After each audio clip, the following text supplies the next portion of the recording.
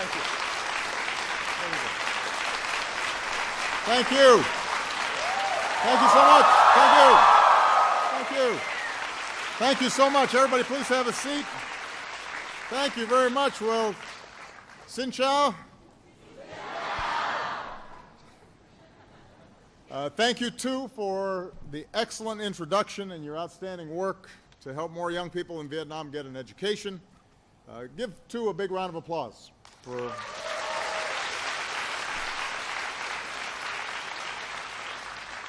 It's not that easy introducing the President of the United States. Yeah. Also because the podium was a little higher than her. I want to thank everybody at the GEM Convention Center for hosting us. I want to thank the government and the people of Vietnam for the wonderful hospitality that you've extended to me over the past 3 days. I've been deeply touched. Wherever I travel around the world, obviously one of my jobs is to meet with government leaders. And these meetings are important, but it means that I spend a lot of time with older people like me. There's a lot of gray hair in the room. So one of my favorite parts of the trips I take overseas is to get out of the government offices and to spend time with young people like you. It's fun. It gives me incredible optimism about the future because all of you embody the energy and the drive that is helping to propel this region to new heights. You make me hopeful about the future of ASEAN, hopeful about the future of the world, and so that's what I want to briefly talk about before I start taking your questions.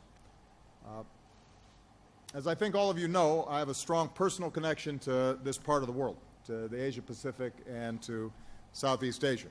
I was born in Hawaii, spent most of my childhood in Hawaii, but I also spent time in Indonesia as a young boy. My sister was born in Jakarta. So this region helped to shape me. It is also why I really like the food.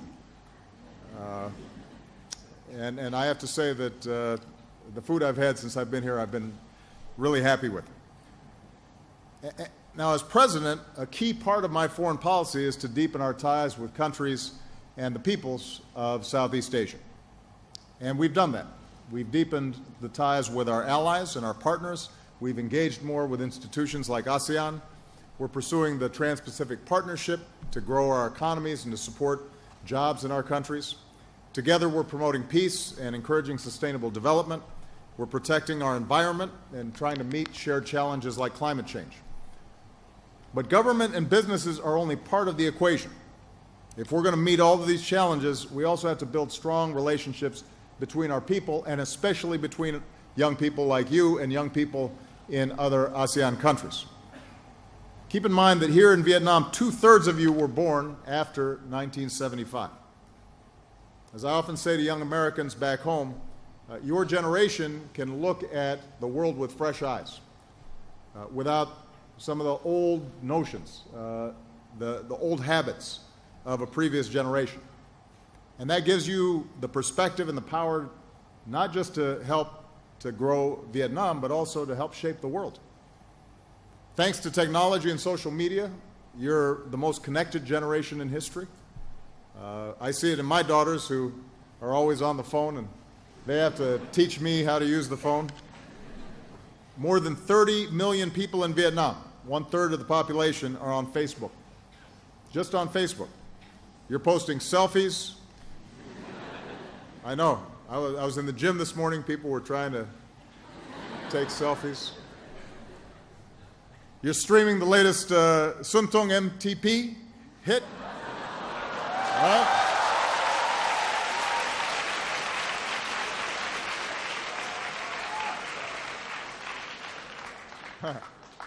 But you're also exchanging ideas and learning from each other. And so this gives you tremendous power. And we need your passion and energy and talents to tackle some of our biggest global challenges, whether it's reducing poverty, to advancing equality for women and girls, to fighting climate change.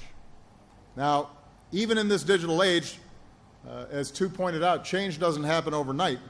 It requires that you stay active and involved over the long term, and it requires you to develop some practical tools.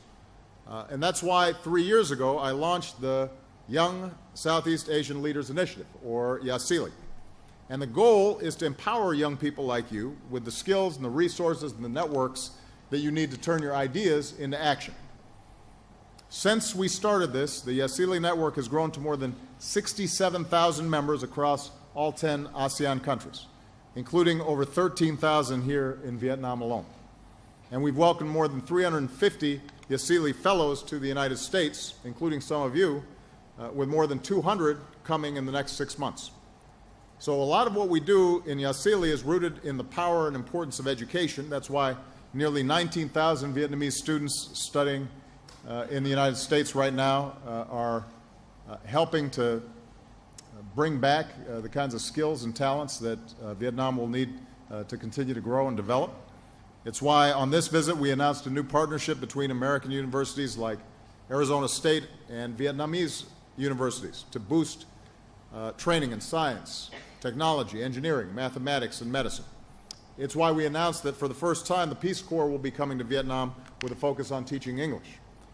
And it's why we announced that we're moving ahead this fall with Fulbright University Vietnam, right here in Ho Chi Minh City, the country's first nonprofit independent university. And the goal is to make sure that Vietnamese students, no matter what their background, has access to a world-class education that's rooted in Vietnam's rich culture and fueled by the free exchange of ideas. And I want to thank former Senator Bob Kerrey, who is here, who's been one of the key people to help lead this effort. Thank you very much, Bob.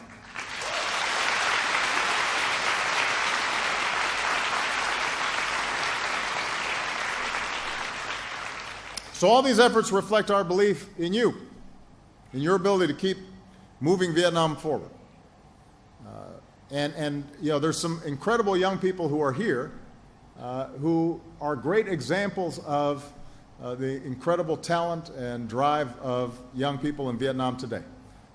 For example, I see Vietnam's promise in Nguyen Dan. Where's Nguyen? Somewhere. There you are right there. So I had a chance to meet Nguyen when I welcomed our YASILI fellows to the White House. She started as a volunteer. She started a volunteer group to work with street children and orphans and people with physical disabilities right here in Ho Chi Minh City. So far, they've recruited some 450 volunteers, delivered over 7,000 hours of mentoring, built 5 libraries in 2 cities, and that's just one example of the incredible work that's being done by young people right here in Vietnam. We're very proud of you. Thank you. Thank you.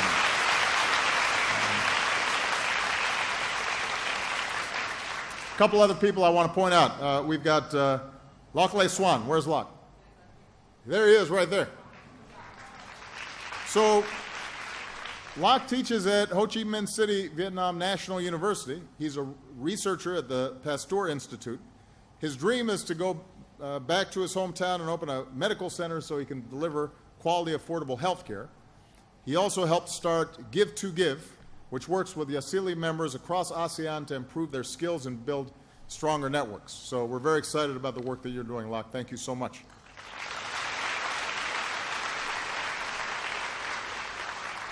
I'm going to close with one more story, just to give you an example of the incredible work that's being done by young people. Elizabeth Fu is here, I think, and was born here. In the aftermath of the war, Liz and her family became refugees. Liz was barely 4 years old. They packed themselves into a boat. They began a dangerous journey. Pirates ransacked their boat, but they made it to a refugee camp in Malaysia and eventually in 1979 to America. With just $20 in their pocket, Liz's parents started to build a new life in California. They taught their children about the importance of education, and after years of studying and hard work, Liz, a proud Vietnamese American, ended up becoming one of my top advisors on Asia in the White House. And we've relied on her for all kinds of incredible policy work that we've done over the last several years. So, Tu, Nguyen, Loc, Liz, so many of you, you're already showing that you can change the world to reflect our best values. You're showing that with determination and commitment and optimism and hard work, anything's possible. And that's why I'm so hopeful about the future between the United States and Vietnam, that our relationship will continue to grow deeper and stronger. But I'm also optimistic that you're going to be able to change the region and the world in so many positive ways. So as the great Tran Lap sang, the path to glory days is getting closer. So come on. And so with that, now's the time for me to start taking some questions. I don't know if you've been briefed, but we have microphones in the audience. I'm going to just call on people, and I'm going to go boy, girl, so it's fair. If you can keep your questions relatively short so that we can get as many questions as possible, and introduce yourself before you ask the question so we know who you are, okay? So I'm going to start right here. Yes, and we've got a microphone coming.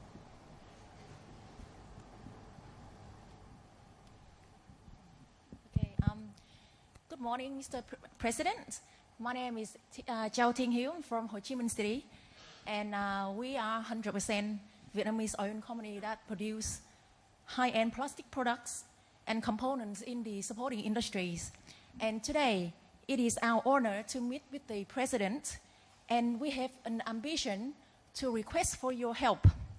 And that is, we would like to be given opportunities to approach the leading enterprises in the United States, especially in the sector of consumer electronics, automotive and airline industries, and other plastic-related products for supporting industries. And so, under your help, we could be able to join and be the supplier in their direct supply chain. And we are committed to share the values of integrity and accountability. Thank you, Mr. President. Well, thank you so much. As you know, one of the things that we're really emphasizing is entrepreneurship. The idea of people starting their own businesses, selling goods across borders, creating jobs, creating great products and services. And yesterday I had a chance to meet with a number of young Vietnamese entrepreneurs who are already starting to create digital platforms to sell goods, not just in Vietnam, but also overseas. This is one of the reasons why we're pushing very hard for the Trans-Pacific Partnership, TPP, because what that does is it reduces the barriers between countries for selling their goods and services. It gives opportunities not just to big companies, but also to small companies to enter into the global supply chain. It raises labor standards and environmental standards so that all countries are working on a level playing field. And if we can get that done, and the goal is, I think, to try to complete TPP before the end of this year, then that will open up a lot of opportunities and create great confidence among investors here in Vietnam and U.S. companies who are interested in working with young people like you who may have a great idea. Now, my general role in all this is not to actually, broker deals and sign contracts. That's somebody else's job. My job is to make sure that we have the kinds of rules in place that make it easier for businesses to get to know each other, to meet. And one of the things that we're doing with the Vietnamese government is constantly looking for opportunities for trade missions, for businesses to come and learn about what's going on. And so what we'll do is we'll make sure that through the consulate or through the embassy, if and when we have U.S. businesses who are coming here to Vietnam and are interested in meeting young entrepreneurs, that you'll have an opportunity potentially to present your ideas and see if you can make a deal. All right, good luck. All right. All right, it's a gentleman's turn. All right, this guy, he looks very happy right here.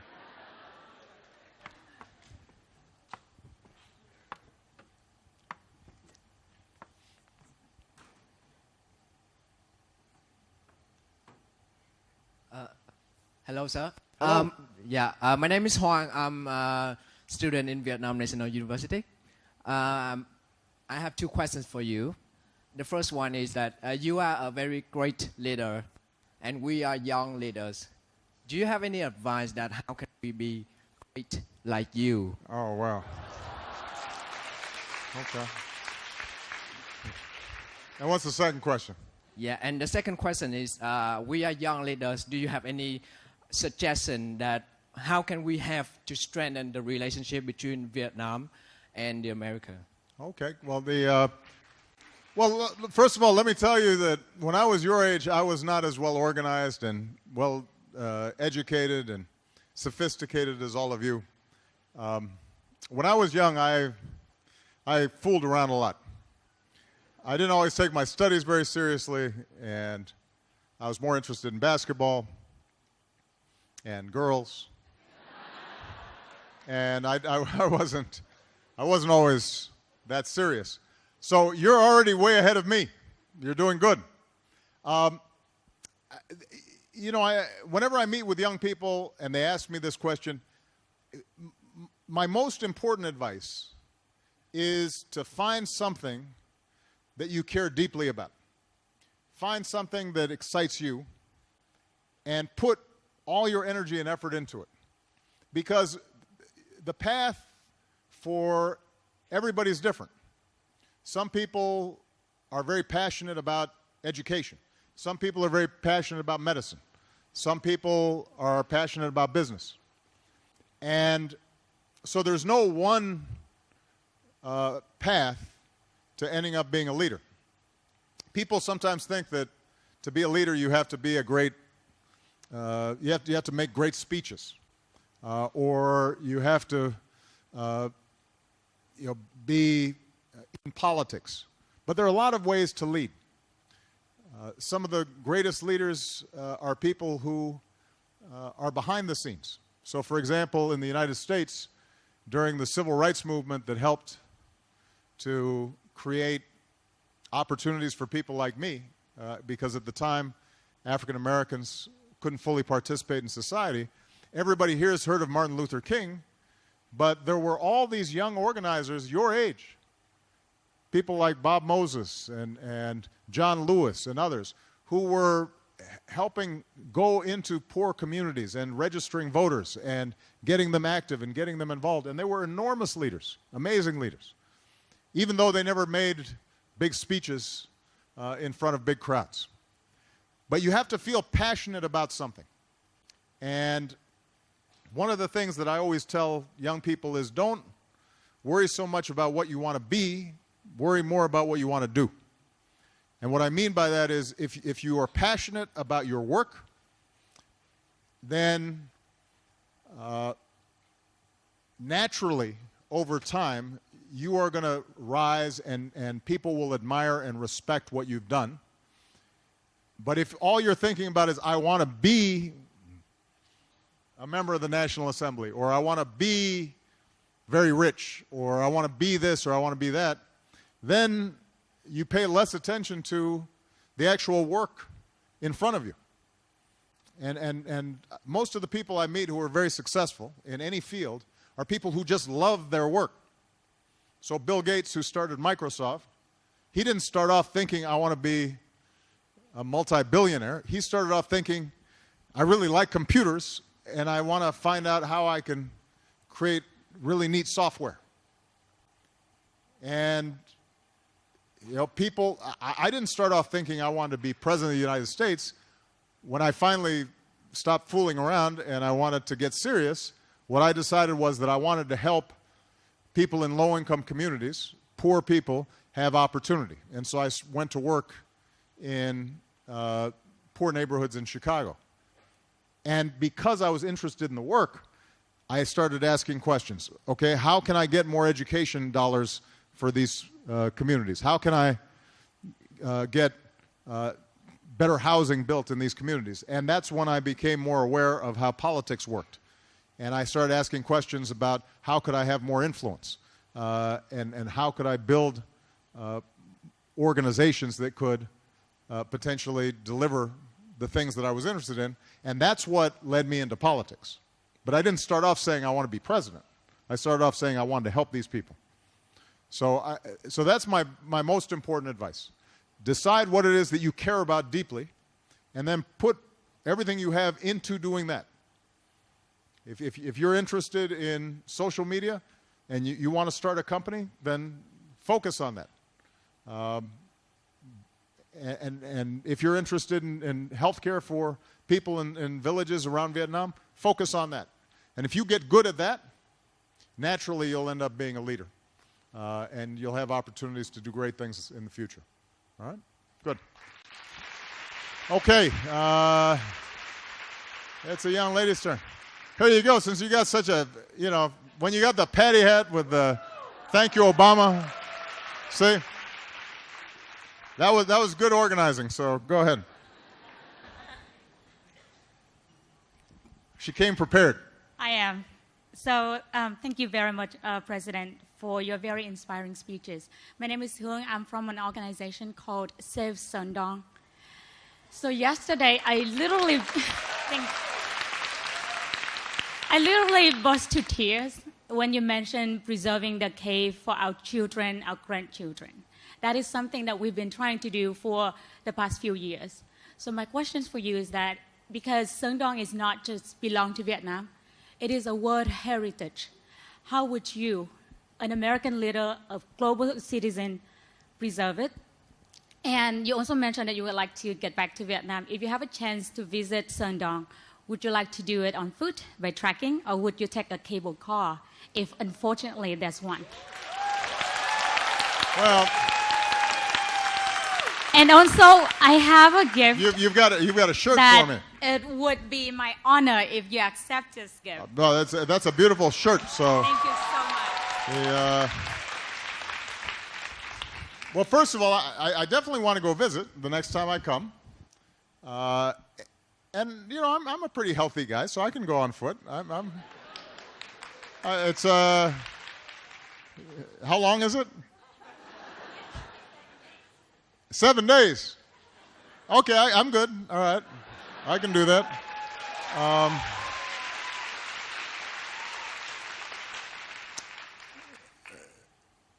Are there places to get something to eat along the way, or do I have to carry my own food? Oh, well, no, I'll carry it myself. Well, look, I think the possible designation of a World Heritage Site is a complex process. It would involve, I think, working with the government of Vietnam, with existing organizations that designate World Heritage Sites. We'll be happy to work with your organization, with the Vietnamese government and others about the possibilities of doing that. But I do think that one of the great things about your generation is that you're already much more conscious about the environment than my generation was or previous generations were. And that's really important, not only to preserve beautiful sites in our countries, but also because economic development and the well-being and the health of your people and everyone around the world is going to depend on how we deal with some of these environmental issues. Now, to some degree, this is not fair. I think it's important to note. Because if you think about Western industrial development, before we knew anything about climate change, they used enormous amounts of carbon energy.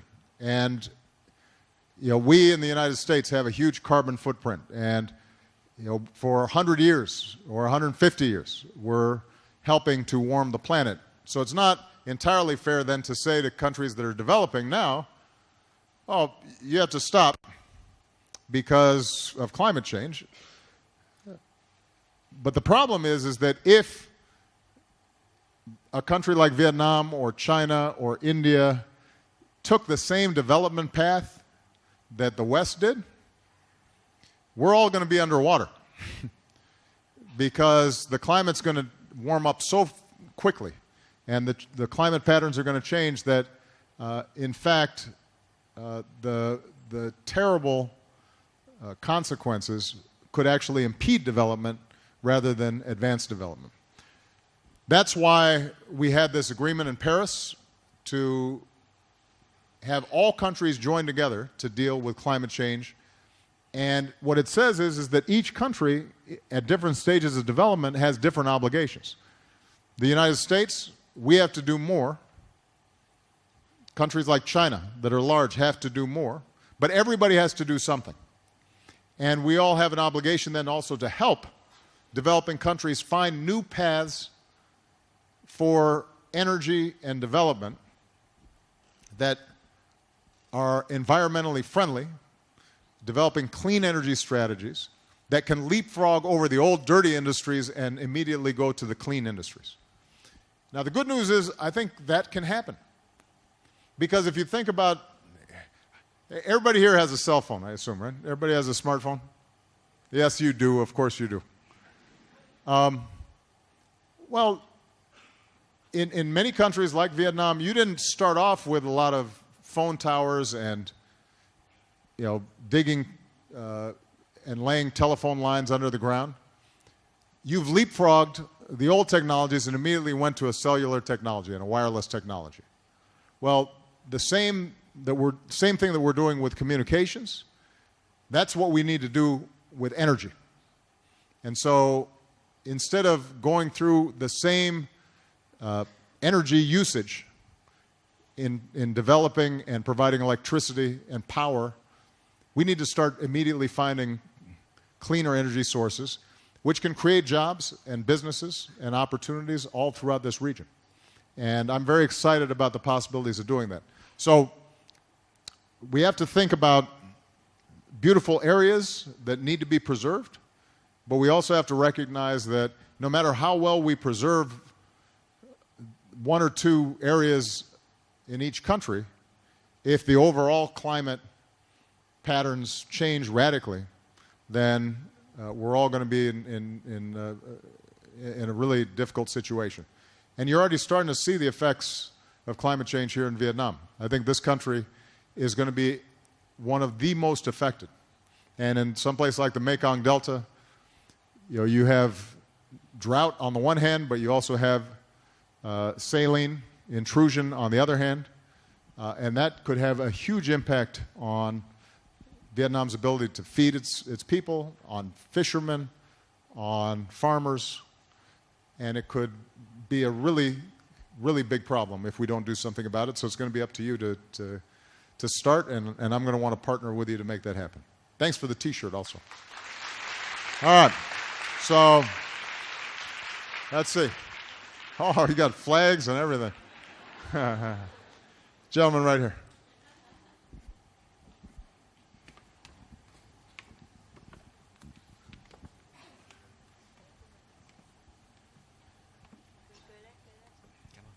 Good morning, President Obama. My name is Tuấn Phác. I'm from SIT Study Abroad, which brings American students to come to Vietnam to learn.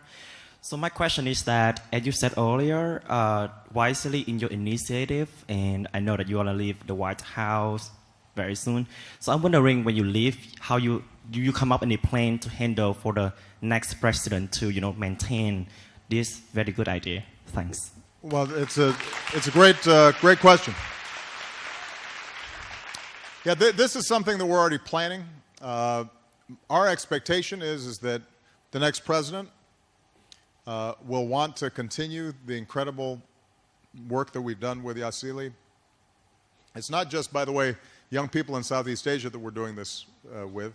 We have a Young African Leaders program that involves young people from 50 countries in sub-Saharan Africa. We have a Latin American version that brings young people together. And at some point, we're going to bring key leaders from each of these areas so that they can start learning from each other. And our hope is that the State Department will continue this program. But one of the things, people always ask me, what am I going to do after I leave the presidency? Because I'm still relatively young, not compared to you, but compared to other presidents, I'm pretty young. And I don't know everything that I'm going to do, but the one thing I do know I will continue to work on is developing young leaders in the United States and around the world. So in addition to my hope that the next president continues the program through the State Department, I'll make sure that through my philanthropy and my own work that we're continuing to bring young people together so that we can start building the kind of talent that knows each other and is networked and is connected and is learning from each other, because that's what it's going to take for countries in the future to be able to solve these big problems. If you ask me what I'm most excited about in terms of my legacy 20 years from now, I would feel really good if I see 10,000 or 20,000 or 50,000 young leaders who are now taking over governments and businesses and nonprofit organizations, and they now know each other from different countries, and they've worked together, and they've built trust, and they've built relationships. And if I can help facilitate that, that would be something that I'd be very proud of. So you can guarantee that I'll continue to work on this. Good. All right. Yeah, right here. Oops. Is it working? Mic ready? Here we go. Switch it up.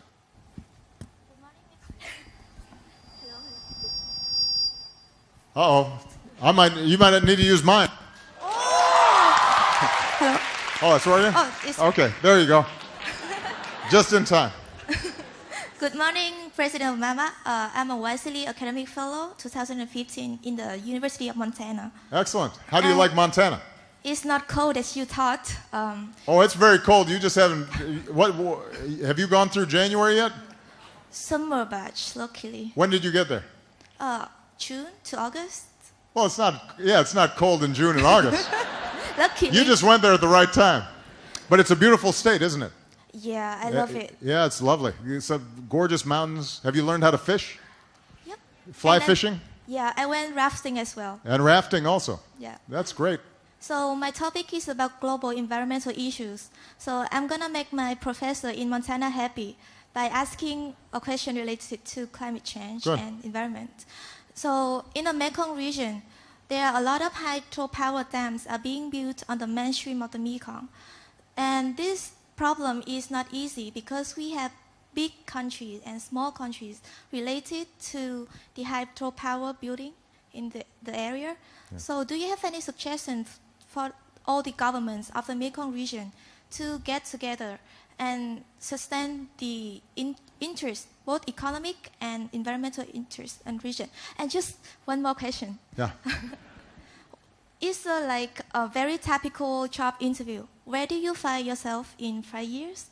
Because I think it's a very interesting period when Malia probably graduates from Harvard University and you still struggle with computer or iPhone 10.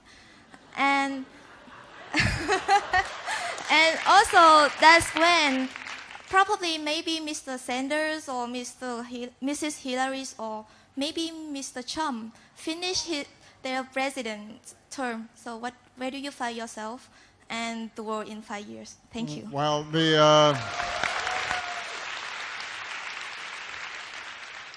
well, first of all, on the Mekong Delta, we actually, through ASEAN and the East Asia Summit, created a Mekong Delta working group with all the countries that are impacted.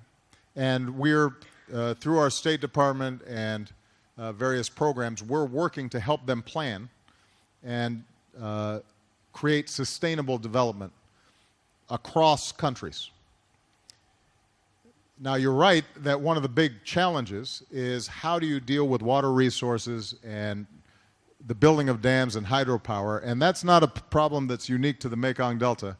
You see this in a lot of parts of the world where big projects get built with unintended consequences, and it has severe effects downstream, and the results in some cases have been not great and have had significant environmental degradation. because of lack of planning.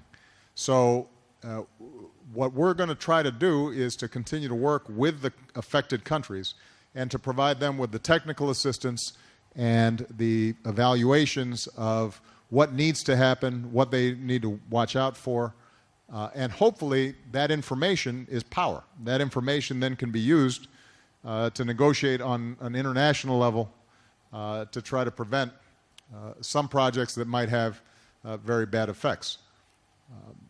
But one of the things that we've seen in ASEAN is when small countries band together as a unit, then their power is magnified. That's true on economic issues, that's true on environmental issues, that's true on security issues.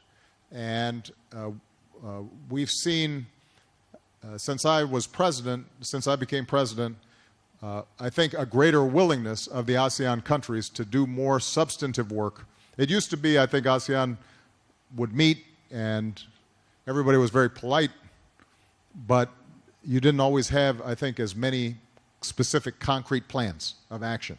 And now you're starting to see, I think, ASEAN being used as a much more effective tool for policy making, and the environmental area is a critical place where that can happen. In terms of where I see the world in 5 years, some of you are going to be doing great things, and I'll be very excited to find out what you're doing. I suspect that I'm going to be doing the kinds of work that I've been doing all my life. I'll be doing organizing work and involved in public policy issues, but I just won't be doing it in a formal way through elected office. I'll be like a community organizer, except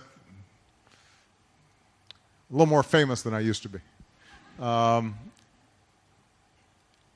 In terms of American politics, I tend to be positive and optimistic about American politics. I think sometimes other countries look at our election system and we think, and people think, wow, what a mess. But usually we end up doing okay because the American people are good people. And they have, as I hope you've met, you've gotten to know people in Montana, the American people are generous and they're decent and they're hardworking, and sometimes our politics doesn't express all the goodness of the people, but usually, eventually, the voters make good decisions, and democracy works. So I'm optimistic that we'll get through this period. And one of the great things about the United States is that even when it makes mistakes, I think it's able to adjust and recognize our mistakes, and then we correct course and take different steps. So things are going to be okay. I promise. Good. All right. Let's see. All right. This guy, he has two hands up and a symbol. I don't know what that means, but I don't know. It was interesting, so we'll call on him. Maybe he'll explain it. Yes, hello, hello, Mr. President. I want to say that you are so handsome. Oh. Okay. Well, you can just stop there if you want. Okay, there are two questions of me now. Turn a little bit into business. Business. Yes, you tell that just find something you are deeply care about, and my deepest care about is human resource management or talent management. And now... Hotel management, did you say? Talent management. Talent management. Yes. Got it. Okay, now we are joining AEC and TPP. It means that beside opportunities, we have many challenges. The more challenge that they have many overseas companies. They want to attract Vietnamese talents. And can you give the suggestions? We cannot just based on the patriotism of them to force them to stay in Vietnam. They have a chance to seek for their old developments. So how can Vietnamese firms and Vietnam government can help them stay and contribute to Vietnam? And one more question about entrepreneurship. In the trend of this, there is more like startup company will have a lack of human resource because they move from other countries. And how can the young entrepreneurs can deal with it? Can you give any suggestion? Thank you. Okay. Well, look, if I understood your question, so TPP, you've got these new opportunities. Companies are going to be interested in coming into Vietnam as investors or as business partners with existing Vietnamese companies. And I think that any good foreign company is going to want to partner with a Vietnamese partner who understands the culture, understands the system. They're going to be looking for young talent. And if you start a company that helps to identify talent and is then helping those who are doing business here to recruit, I'm sure that will go very well. This is not an area that I'm an expert on, but one of the things that we're seeing is through organizations like, or companies like LinkedIn. I don't know if you've heard of that, based out of Silicon Valley, but they've been able to build these digital platforms where people are continually updating their resumes and providing their information, and that becomes a powerful tool then for human resource people who are recruiting. And it's conceivable that you could do something equivalent to that in Vietnam in preparation for the ongoing growth and development of businesses here in Vietnam. So that's a great idea. Good luck. In terms of the question on entrepreneurship, I wasn't clear exactly what your question was. Was it that you think talented Vietnamese are going someplace else instead of staying here? Is that right? How can Vietnamese firm and government have policies to retain the talent? To retain talent. Yes. So but you're worried about a brain drain where... Yes, brain drain. Yes. Where young Vietnamese, they get an education and suddenly they're being recruited to go to Australia or to go to Singapore or to go to the United States or China, and then you don't have enough entrepreneurs here. Well, look, I think the best way to retain talent in any country is to make sure that talent is rewarded. And the way to reward talent is to have strong rule of law, to have a good education system, to have the ability to start a business relatively easily, to make sure that government policies, when it comes to taxation or when it comes to building infrastructure, that those policies are good ones, and so that people feel as if by staying here, this is the best place for them to make it. People usually don't want to leave their home countries if they feel like they've got opportunity in their home countries. Usually they end up leaving if they feel as if they're stuck in their home countries. And so one of the benefits of the Trans-Pacific Partnership is it's going to lead to the government taking a series of legal reforms that I actually think will create a better business environment, and it means for young, talented people like you, there's no reason to leave because you're going to be in a position to do great things here in Vietnam. The places that I think lose talent, where there's a lot of corruption, so no matter how hard you work, you always have to pay a bribe, or you've got to hire somebody's cousin to, to get a license to do something, that ends up frustrating people.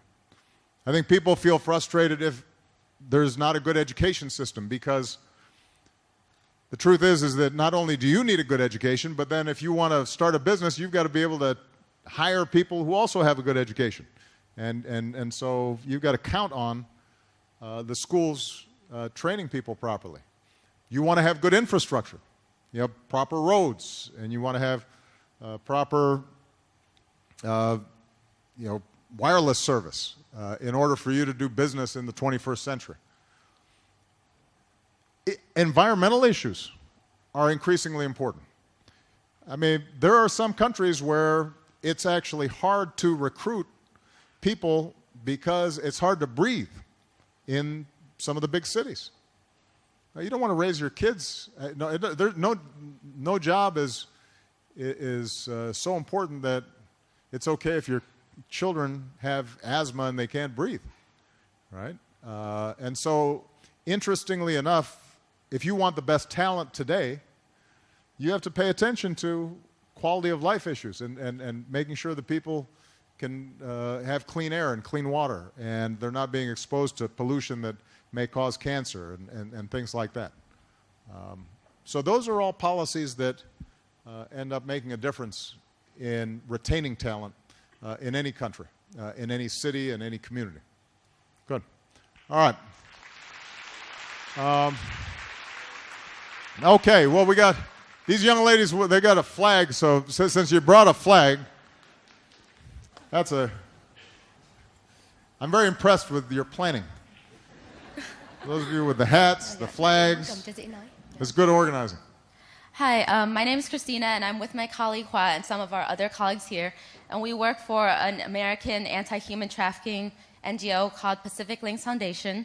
So we fight against human trafficking here in Vietnam. With Vietnam emerging as an important player in the TPP, many companies will start to shift their production and factories to Vietnam, which will create a new mobile workforce. With that comes the unfortunate opportunity for human traffickers and labor brokers to take advantage of these workers, such as creating false promises or tricking them or even coercing them into moving across borders, and therefore forcing them into a situation of being trafficked. What is the United States federal government doing to prevent human trafficking in the global supply chain? Well, first of all, this is... Before you answer, can I give a question? Yeah. I'm sorry, I didn't know... Yeah, because we had the same... you're a tag team, I got it. Yeah, okay. Thank you. So, dear President, what should I ask you for now? Because before I came here to government, I asked whenever I met someone, I also asked, what do you want to ask if you can meet President? And there are a lot of questions and a lot of comments. And for now, I forgot everything. But this Falak is remind me about the Kenya friend. She is lawyer and very smart. And she said that she gave me this because she said that I said she should become the Kenya president. And she said that I do. If you can ask Obama join the human trafficking prevention strategy. Thank you. Yep. All right. Well, let me see. You lost my train of thought. No. Look, the issue of human trafficking is something that we have made a top priority in our State Department and the United States government. So we have an entire set of policies designed specifically to work with countries to prevent human trafficking. And we've actually begun making progress in improved enforcement, in improved law enforcement coordination. NGOs have been very helpful as partners with us in identifying what are some of the paths where people are being exploited. With respect to TPP, it's precisely because we put such an emphasis on this that we actually have provisions in TPP designed to prevent human trafficking.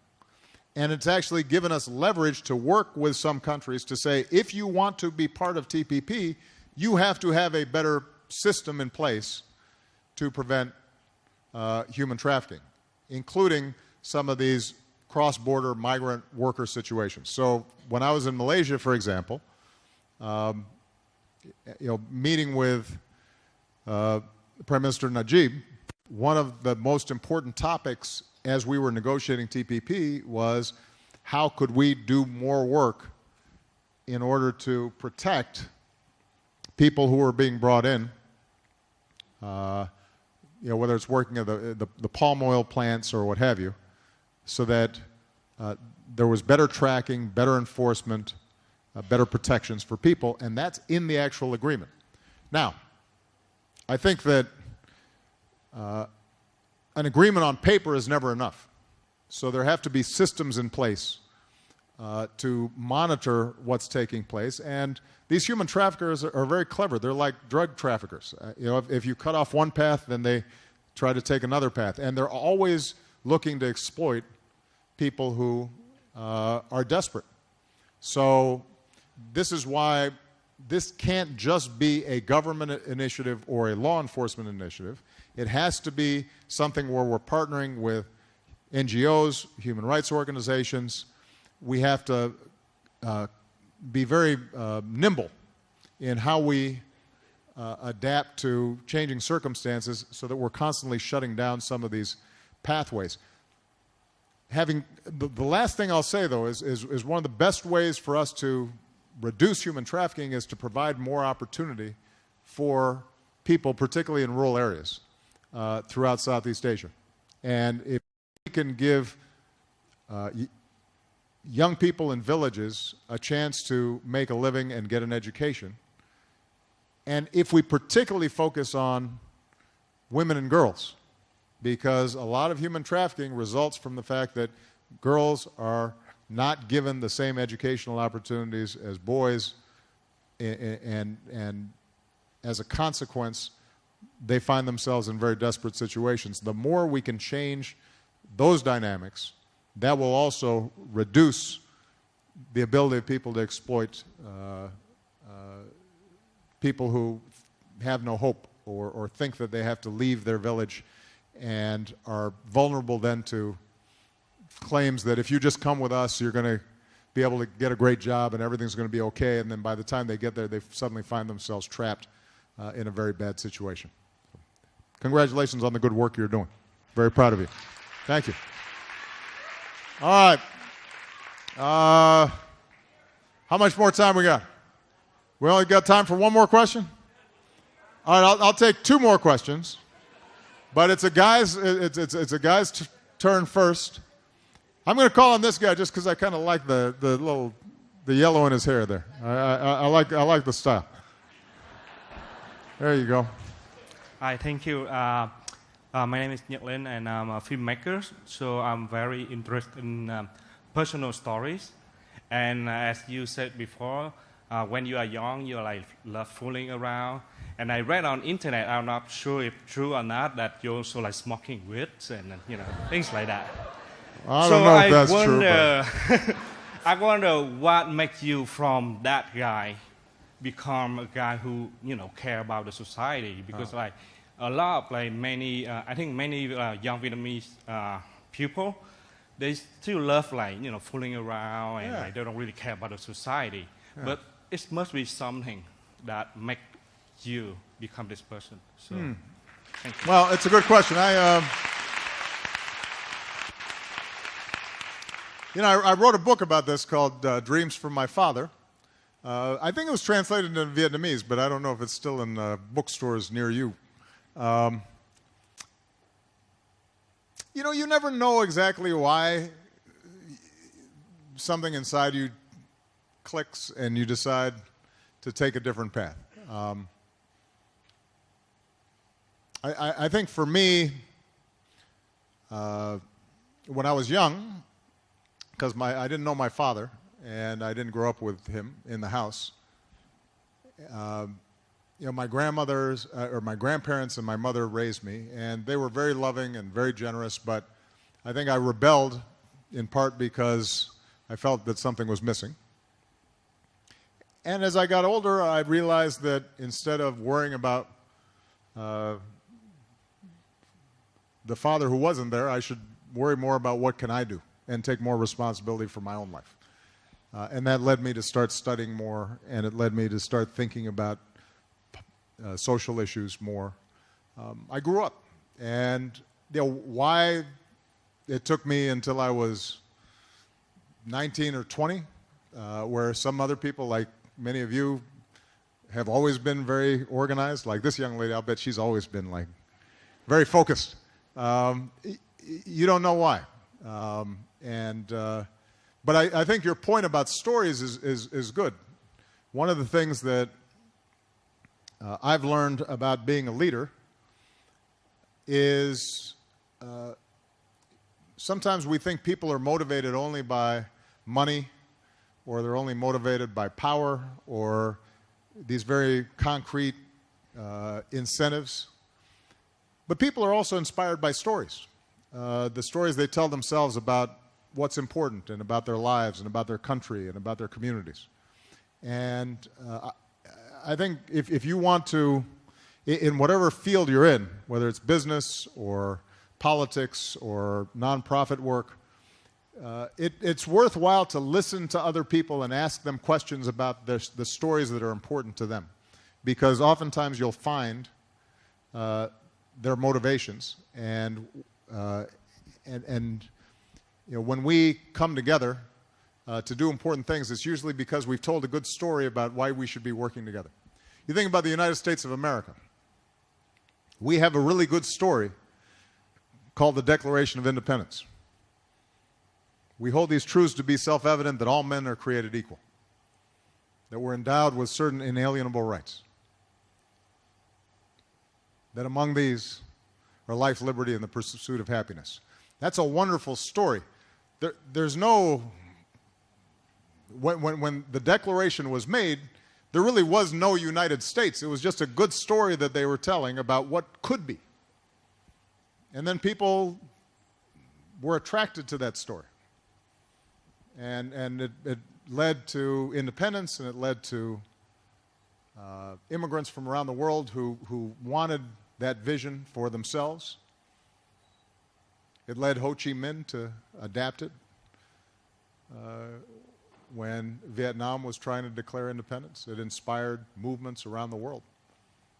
So, yeah, the stories we tell each other are very, very important. And you know, good luck on making your movies. Don't believe everything you read on the internet, though. Okay, last question. All right. Oh, this young lady, she stood up and she's like, hey. I couldn't say no to her. She had her hand up. I thought she was going to hit me if I didn't call on her. Go ahead. I'm teasing.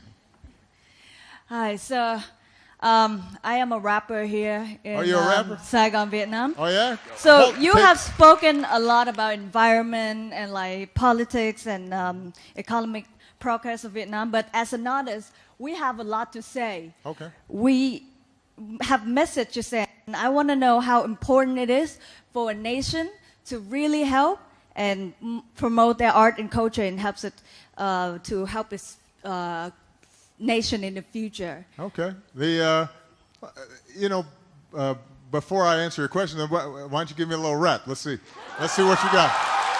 Come on. Do you need like a little beat? Yes, I do. Actually. No, go ahead. Come on.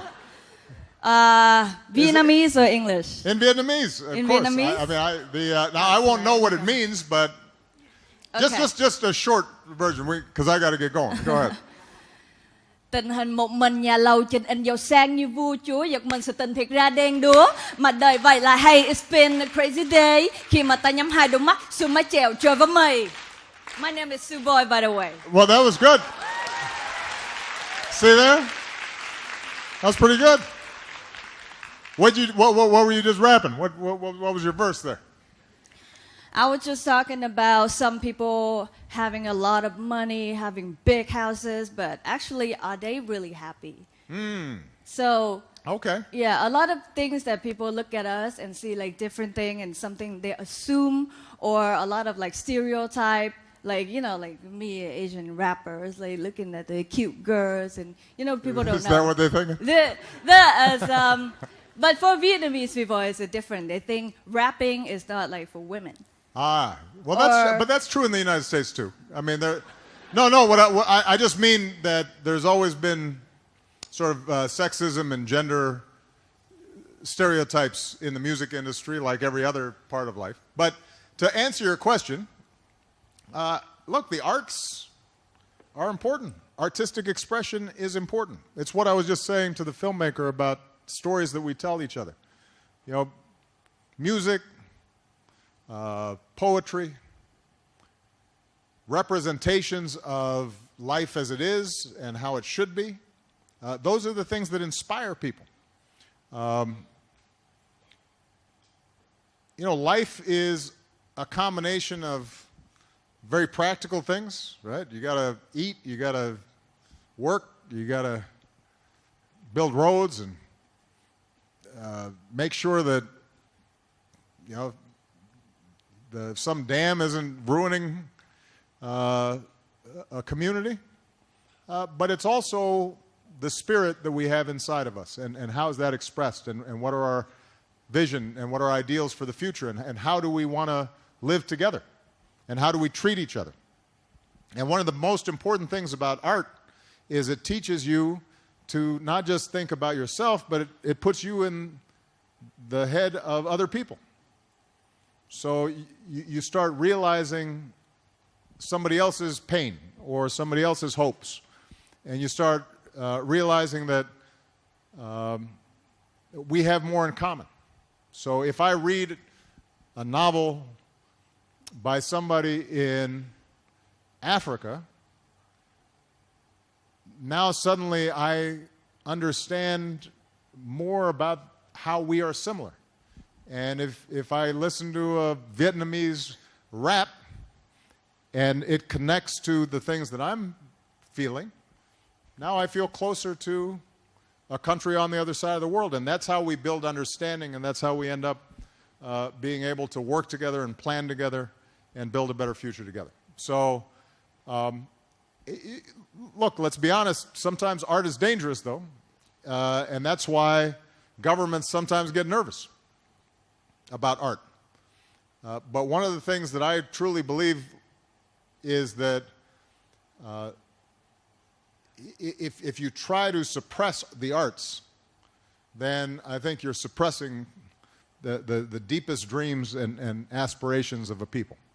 And one of the great things about the United States, for all of our flaws in a lot of areas, is that we do give much greater expression to our culture. And something like rap, which started off as an expression of poor African Americans, now suddenly has become a global phenomenon and is really the art form of most young people around the world today in a lot of ways. Imagine if at the time when rap was starting off that our government had said no, because some of the things you say are offensive, or some of the lyrics are rude, or you're cursing too much.